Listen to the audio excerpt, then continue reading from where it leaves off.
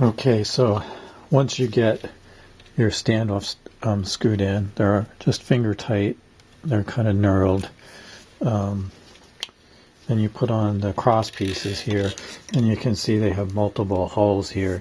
And what you want to do is put them on so that the other holes face toward the processor. So you can see that goes on like that. You can see the holes over here, and that puts these at the right distance for the mounting for the heat sink. And I want to put the heat sink like this so that the air flows in this direction. So then we just put our screws on here.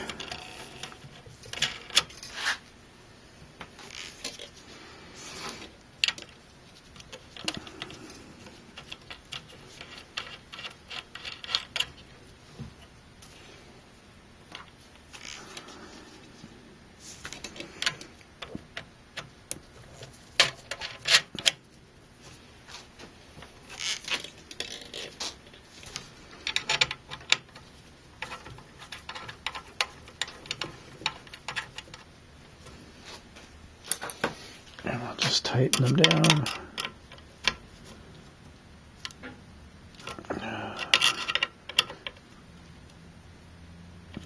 Not very deep on the threads here. On the Phillips screws. I might have better luck doing that with my fingers. Alright, so that's nice and tight. Alright. Okay, so we put the rubber strips on. We've got one more to go. We're just going to rotate this around here.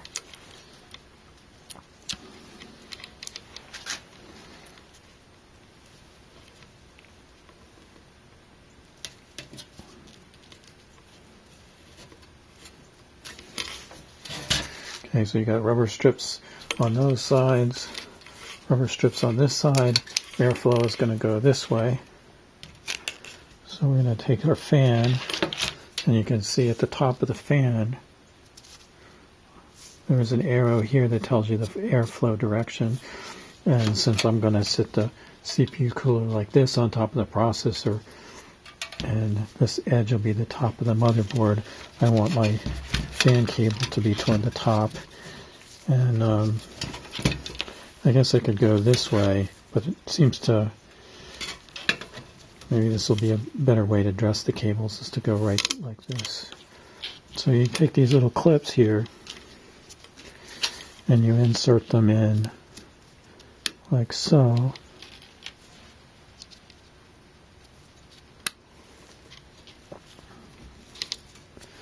And then you take your fan clips so that they slide in like this. And then they just latch on the fan like so.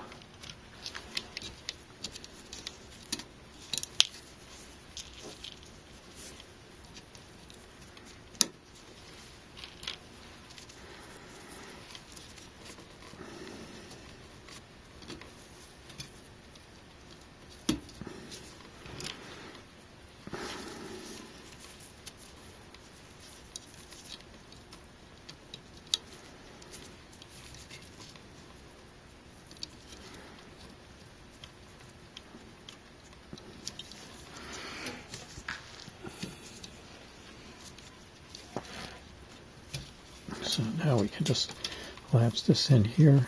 So now the fan is attached. It moves freely. The edge sits against the little rubber gasket, so it's tightly coupled. And then what we can do is we can fit the second fan in the middle.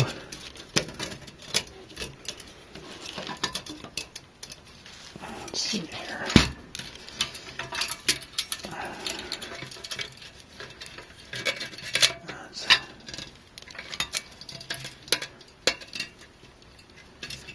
So we get it in place. latch it down.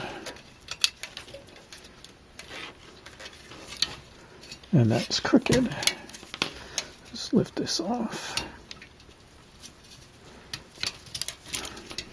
So it straightens up here. And just latch it in place. And so there you go, and you can adjust the fans up and down. This one might need to be adjusted up and down a little bit so that it clears the memory. Okay. What we're gonna do is we're gonna do a little cleaning here. I have a little alcohol pad with 70% alcohol, and I'm just gonna clean the surface of the processor very carefully, not to put too much excess moisture on it. And then when I'm done, I have these tissues for cleaning lenses that are lint free. So we're just going to carefully just move any debris from that processor. Alright, so let's get some paper to make sure it's dry.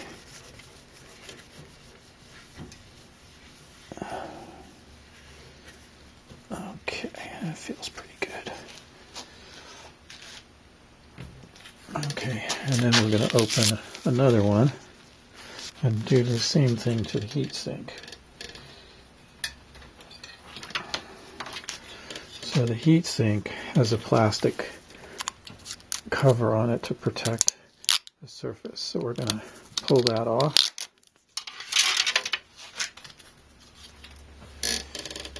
And it's a little scratched. I would have thought it would have been a little bit smoother. I can feel some of the ridges in here. It feels like, oh, maybe that's just goop from the tape. Alright, so we're going to scrub this really good. We don't care so much if this gets a little moist. But still, it looks a little... I also put on cleaner gloves from yesterday, just in case. This is nice and clean.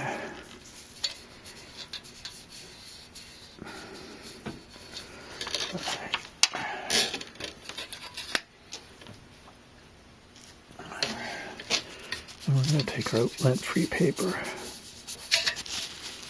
put that on there.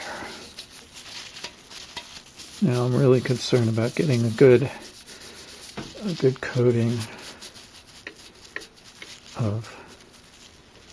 It still looks like there's some debris on here, so we're going to do another cotton swab.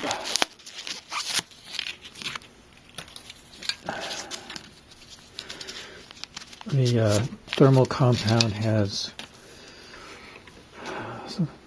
some different kind of compounds. It depends on the compound, but could be zinc oxide, titanium dioxide, both silver nanoparticles.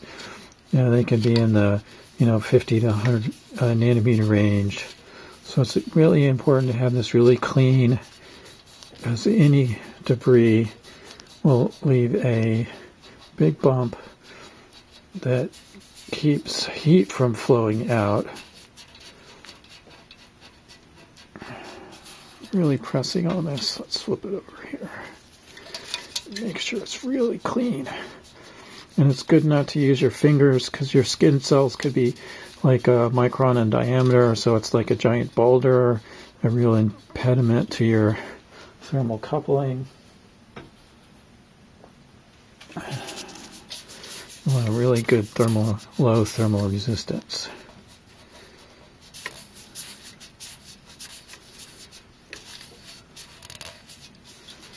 Alright, I think that's much better. Still, I would have hoped that would have been a little bit more polished. It's pretty scratched up. Alright, so we're gonna get another. We're gonna make really sure we have some good thermal compound coverage. And so I found this little piece of plastic that was in a divider in one of these little plastic part box. and I use it as a spatula. So we're going to clean it off, make sure there's nothing on it. A little line across this.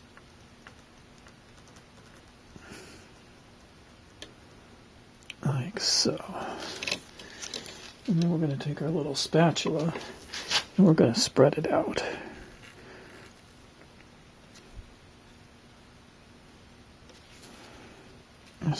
This has a very pasty texture to it. I thought it would be a little bit greasier.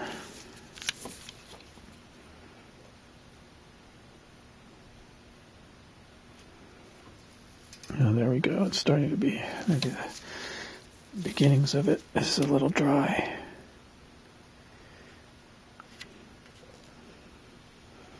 And make sure the whole surface is well covered.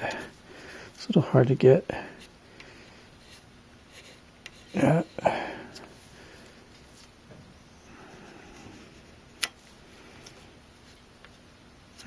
Definitely really pasty.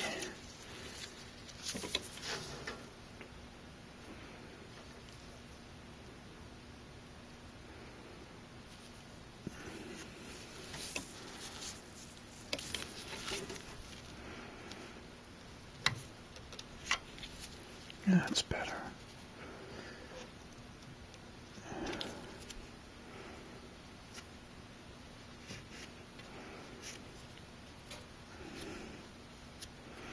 It's very dry. You can see it pulls. It doesn't smear like other thermal compounds I've used.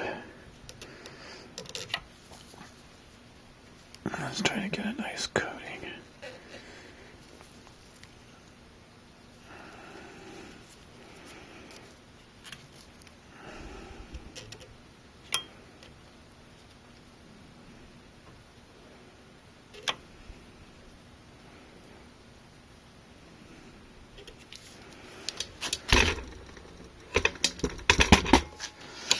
To this.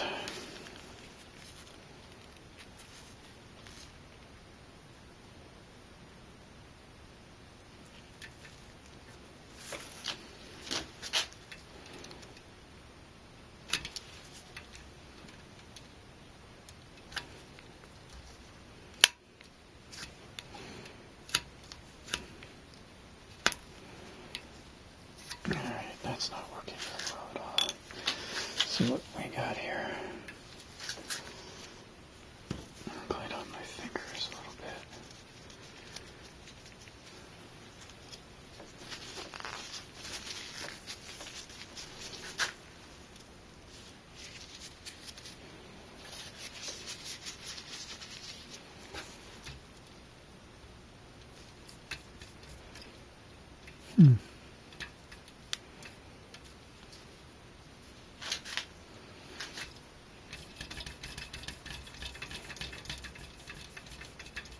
It looked like the CPU got pretty well covered, and there's some heatsink compound on the heatsink itself. So we're going to attempt to attach it here. So we've got it setting on the processor, and I'm just trying to align it.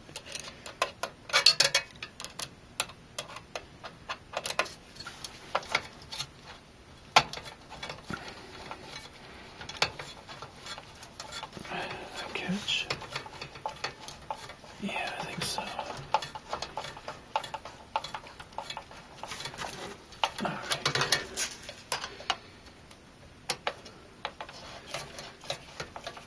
Okay.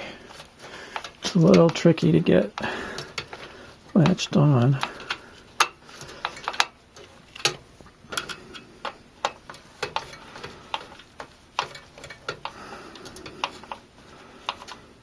Okay, that's tight.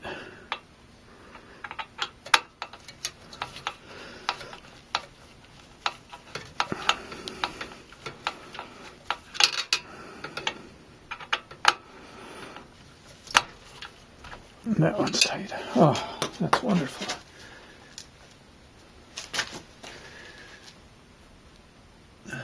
There's no way to...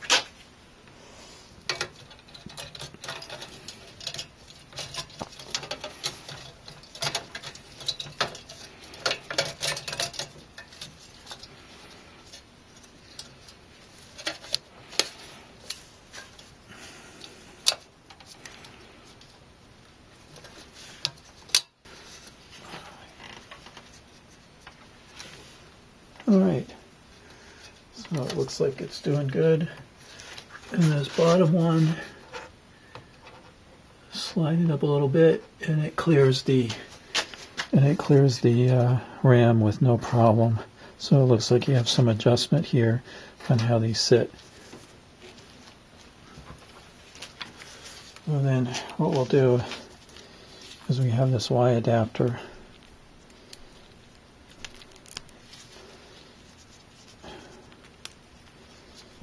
The two fans connect together like so. And then they'll plug in here in the main fan controller. But I'm going to save that for, so see, they need to be dressed a little bit. They're a little bit too high, so I'll snake them around the back and then bring it up to the front so it looks nice. All right, so there's the heatsink installation.